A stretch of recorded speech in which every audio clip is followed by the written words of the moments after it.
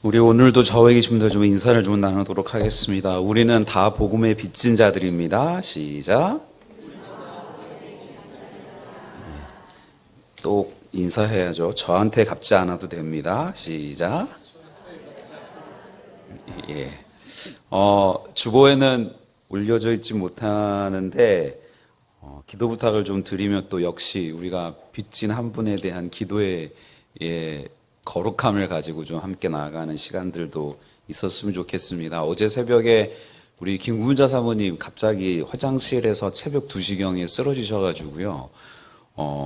고관절이 골절 되셨고 얼굴에 좀 타박상들이 좀 있으셔서 내일 아침에 메트로 병원에서 수술이 예정 중에 계십니다. 그래서 어제부터 사모가 함께 또 사모님 모시면서 그렇게 보내고 있는데요. 모든 수술 과정 가운데 회복 가운데 함께 해주십시오라고 좀 같이 계속 기도 부탁드리도록 하겠습니다.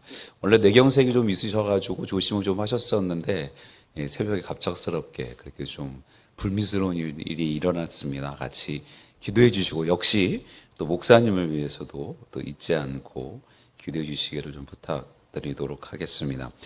여러분, 여러분들은 빛이라는 그 단어를 들을 때 어떤 감정이 드십니까? 빛이 아니라 빛. 예. 저 빛이 아니라 빛이라고 하는 것들이 들릴 때 여러분들은 어떤 감정이 드십니까? 요즘 뭐 빛 없는 사람이 있나라고 이야기할 정도로 한국에 많은 사람들이 빛 가운데 살아가는, 실질적인 빛은 아니어도 뭐 카드 대금이라도 갚아야 되는 그러한 달들이 매달 다가오는 우리의 삶들 속에서 빛은 어떻게 보면은 이 시대에 그닥 크게 무겁지 않은 것처럼 여겨지는 시대를 살아가고 있지 않나 생각합니다.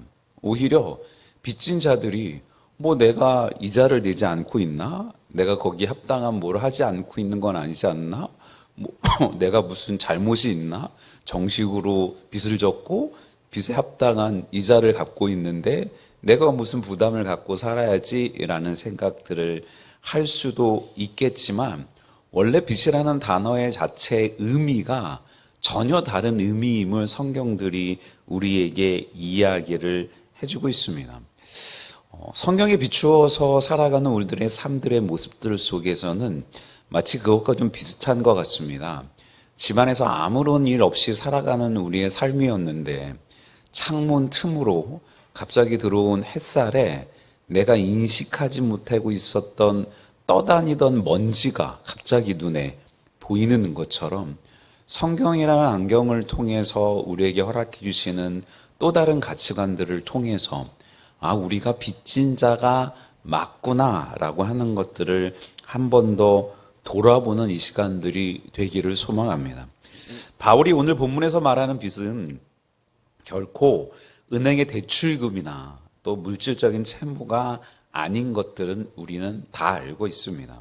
그건 창조주 하나님으로부터 받은 형용할 수 없는 사랑의 빚이자 그리스도의 보혈로 씻김받은 복음의 빚인 거고요. 그 대표적인 예들, 굉장히 흡사한 예들 중에 하나가 우리가 우리의 부모님들을 뵐 때 드는 마음이 그러지 않나 싶습니다. 현재 우리의 삶이 어떤 모습이든 내가 무엇을 이루었고 무엇을 이루지 못하였든지 간에 우리의 존재 자체가 우리 부모님들로 말미암아 이만큼 있을 수 있다라고 하는 것 하나만으로도 그분들을 온 힘을 다해 섬기며 나아가는 우리의 삶이 되어야 되는 것처럼, 바울은 그 귀하디 귀한 그 무엇과도 바꾸고 비교할 수 없는 거룩한 복음의 빚쟁이임을 가슴 깊이 깨닫고 그 은혜의 무게를 회복함으로써 무뎌진 사명감을 다시 부를 듯 일으키는 그러한 시간으로서 우리의 도전이 주는 시간이 되기를 소망합니다. 가장 먼저 바울의 모습들 속에서 우리가 꼭 반드시 기필코 기억해야 되는 것은 우리의 채무는 은혜의 채무다라고 하는 것들입니다. 내가 받은 것, 내가 지금 누린 것이 다 내 것이 아닌데도 불구하고 내가 받고 누리고 살아가고 있다라고 하는 것들인 거죠.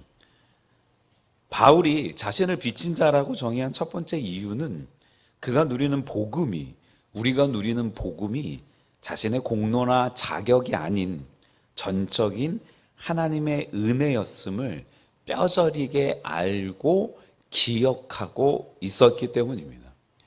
헬라어 원어에 보면 빚진 자라고 하는 표현은 자신에게는 아무런 권리가 없고 오직 의무만 남은 상태를 의미합니다. 나에게는 아무 권리가 없습니다. 그래서 빚진 자로서 이러이러한 일들을 한 것뿐입니다 라고 하는 그 고백이 사실은 착하고 충성된 종에게 주님께서 인정해 주실 때에 그저 나는 종일 뿐입니다. 그저 나는 해야 할 일을 했을 뿐입니다 라고 하는 그 의미가 나는 원래 그렇게 빚진 자였습니다. 나에게는 오직 의무만 남은 상태였는데 그저 그것을 했을 뿐입니다 라고 고백하고 있는 것들과 동일하다는 겁니다. 그래서 자신의 사역을 돌아보면서 고백하는 바울의 고백은 우리가 잘 알고 있는 고린도전서 15장 10절의 말씀인 거죠. 그러나 내가 나된 것은 하나님의 은혜로 된 것이니 내게 주신 그의 은혜가 헛되지 아니하여 내가 모든 사도보다 더 많이 수고하였으나 내가 한 것이 아니요 오직 나와 함께 하신 하나님의 은혜로다라고 말입니다.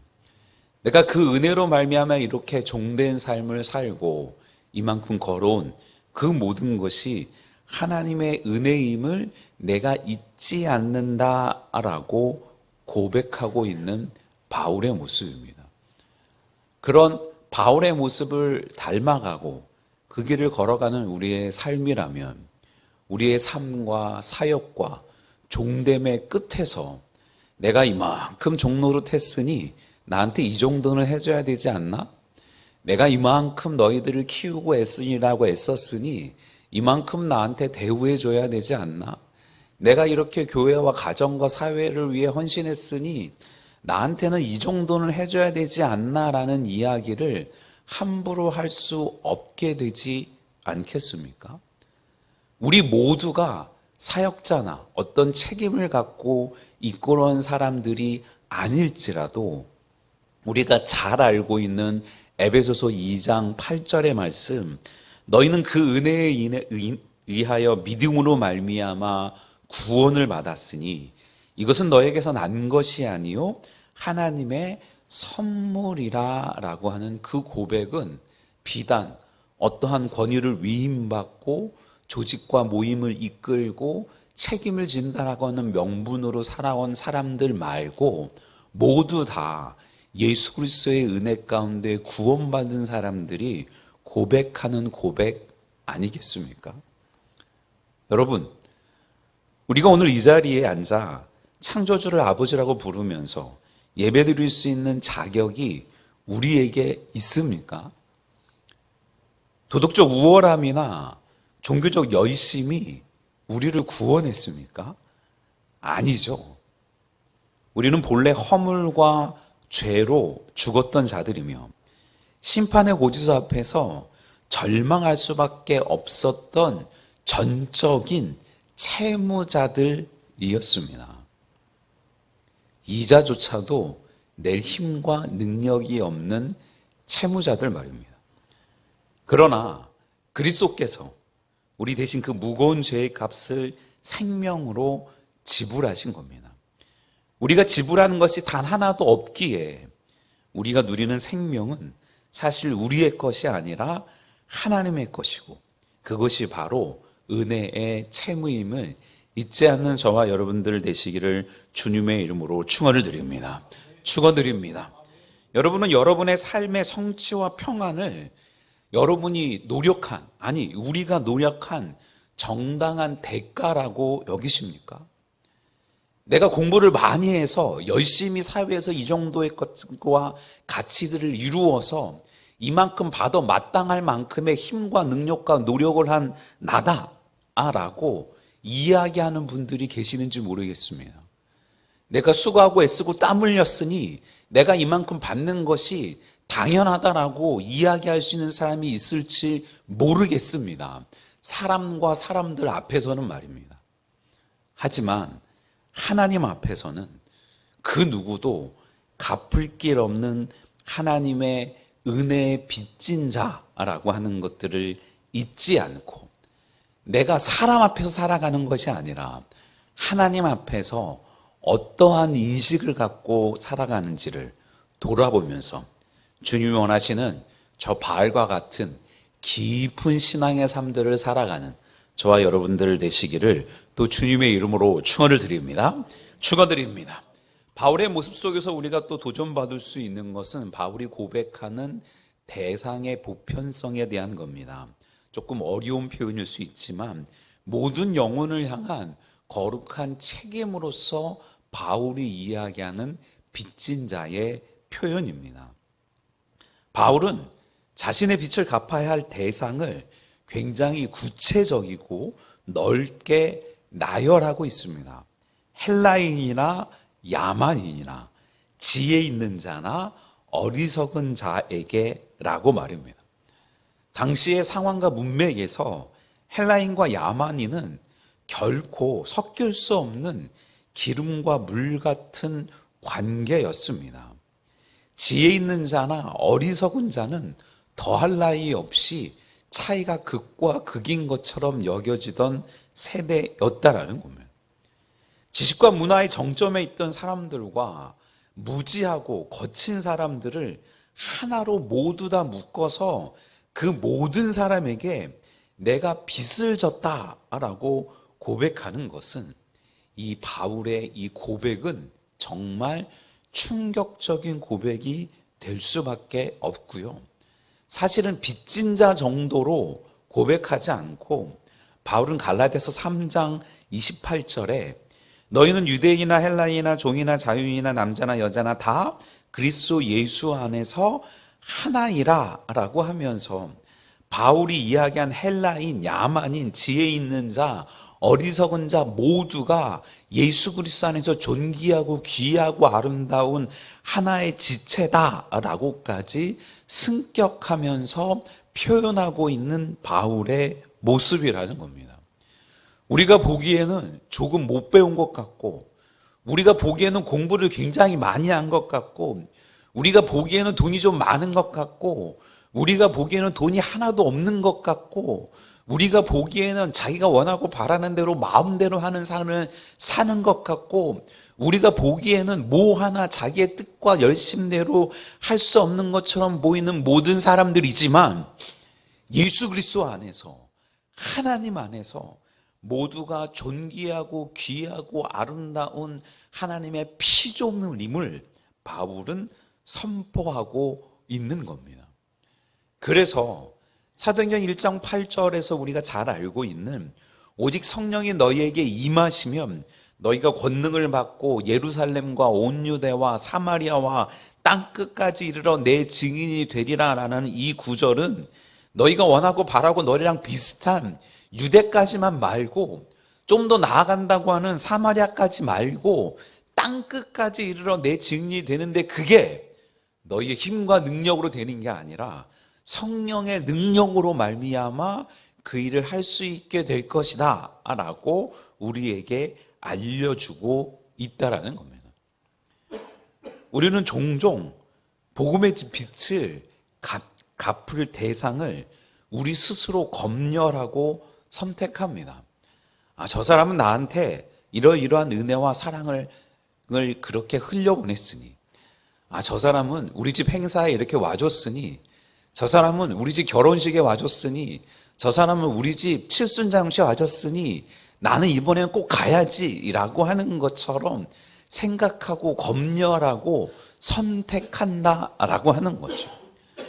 아예 그것 자체를 요즘에는 힘들고 어려워서 심지어 무슨 풍조까지 생기고 있냐면 장례식도 무인 장례식으로 치러지는 행사들이 진행되고 있다고 합니다. 어차피 올 사람들, 보낼 사람들을 온라인으로 보내고 이 사람이 올까 저 사람이 올까 고대하지 않고 그냥 장례식 기간들 동안에만 보내고 서 있는 사람도 없고 맞이하는 사람도 없고 인사할 사람도 필요 없는, 그저 그렇게 내 가족 내가 보내는 것으로 끝난다라고 하는 세대 가운데 나아가고 있는 우리에게 바울은 그리스도의 사랑을 모든 사람들에게 흘려보내야 된다라고 오늘 이야기를 하고 있는 겁니다. 바울이 깨달은 복음에는 경계와 한계가 없다라는 겁니다. 진정한 빚쟁이는 채권자를 가릴 권리가 없다라는 겁니다. 하나님이 저 사람만 네가 빚을 갚을 사람이 아니야, 이 사람만 네가 빚을 갚을 사람이 아니야 라고 하는 게 아니라, 우리 하나님께서 네가 빚을 갚아야 되는 사람은 유대인과 사마리아인과 땅끝에 있는 모든 사람이야 라고 이야기하는 겁니다.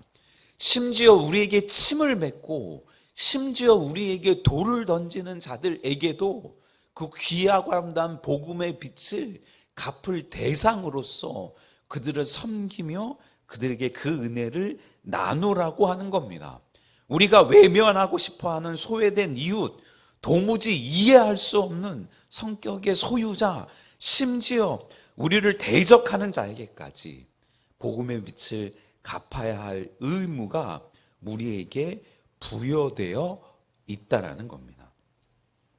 이번 한 주간 우리가 의도적으로 피해왔던 야만인 혹은 어리석은 자와 같은 이웃은 누구입니까? 복음의 빛을 갚을 일은 거창한 것이 아닙니다. 그들에게 따뜻한 눈인사를 건네거나 진심 어린 격려의 말 한마디를 전하는 것, 아무도 가까이 가지 않는 그들에게 그저 가서 손 한번 잡아주고 예수님이 당신을 사랑하십니다 라고 하는 그런 채무 이행의 시간이 저와 여러분 모두에게 주어지기를 또 주님의 이름으로 축원을 드립니다. 축원드립니다. 마지막 우리가 좀 생각하기 원하는 것은 그 사명의 긴박함에 대한 부분들입니다.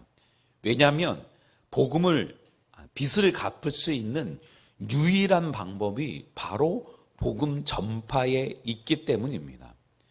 그저 그렇게 매월 그렇게 이자를 갚고 원금을 갚아가는 것처럼 따박따박 갚아가다가 보면 어느 순간인가 빚을 다 갚을 수 있겠지라고 여길 수 있는 것이 아니기 때문입니다. 지금 우리가 복음의 빛을 갚아야 하는 그 대상이 언제 어느 때 우리 눈앞에서 우리의 관계에서 우리의 관계망에서 없어질 수 있는 사람이라는 사실들을 잊지 않고 힘써 애써 복음을 전해야 된다라는 겁니다.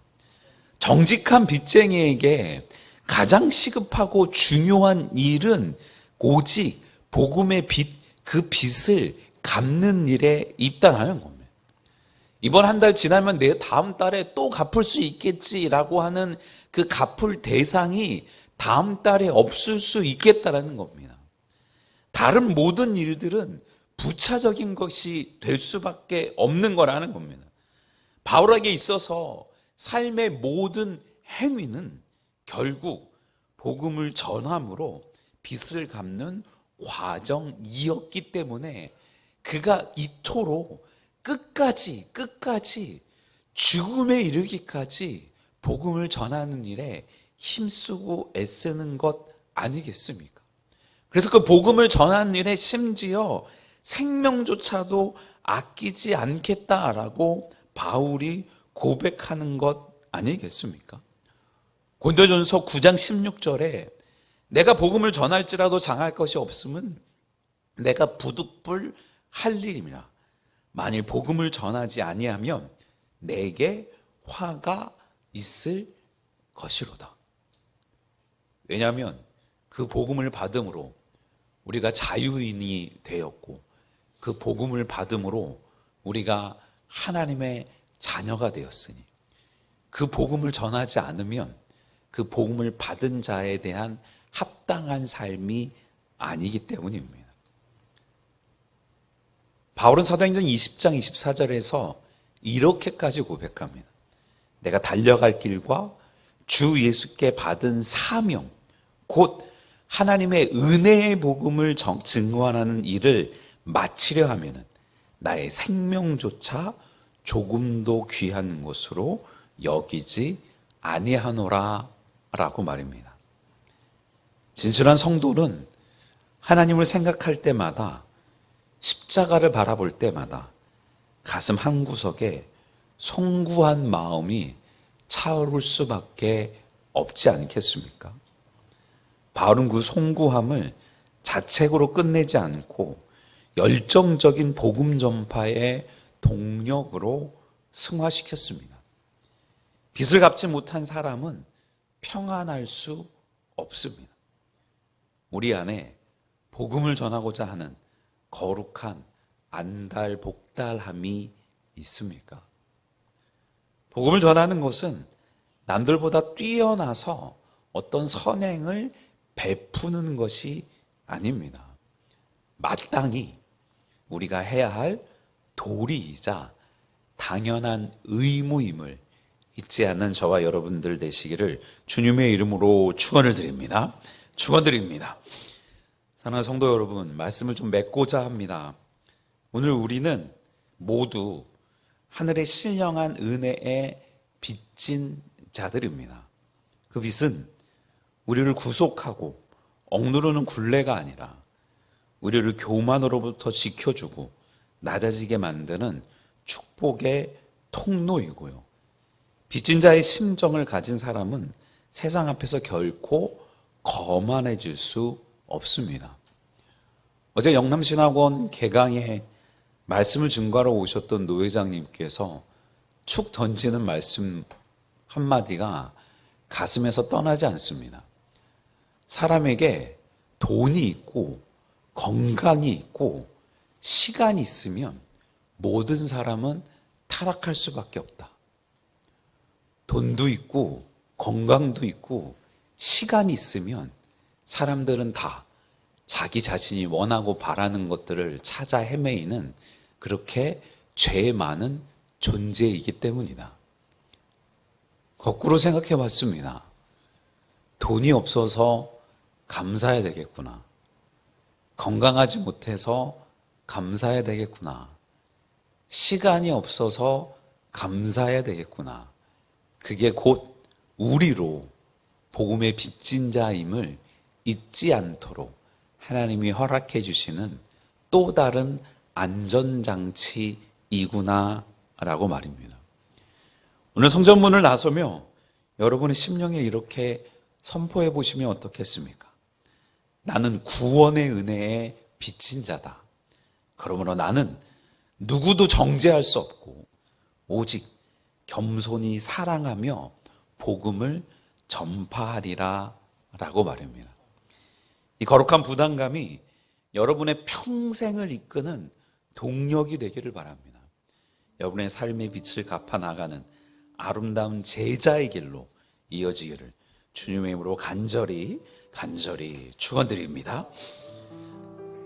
오늘은 오직 주의 은혜로라고 하는 곡 좀 찬양하고 우리가 얼마나 큰 은혜를 받은 자인지를 잊지 않고 복음의 빚진 자로서 살아갈 수 있도록 허락하옵소서. 그러하기 위해서 우리 주변에 귀하디 귀한 분들의 섬김과 은혜들을 잊지 않고 하나님 앞에서 그 삶들을 살아가듯 우리의 일상들을 그렇게 한 걸음 한 걸음 주님과 동행하며 살아갈 수 있도록 허락하옵소서. 특별히 한 주간 또 우리의 부모님들을 돌아보고 우리 주변의 어르신들을 돌아보면서 믿음으로 은혜로 그러한 시간들을 살아가는 우리의 시간들이 될 수 있도록 허락하옵소서. 우리는 찬양하고 기도하고 마치도록 하겠습니다.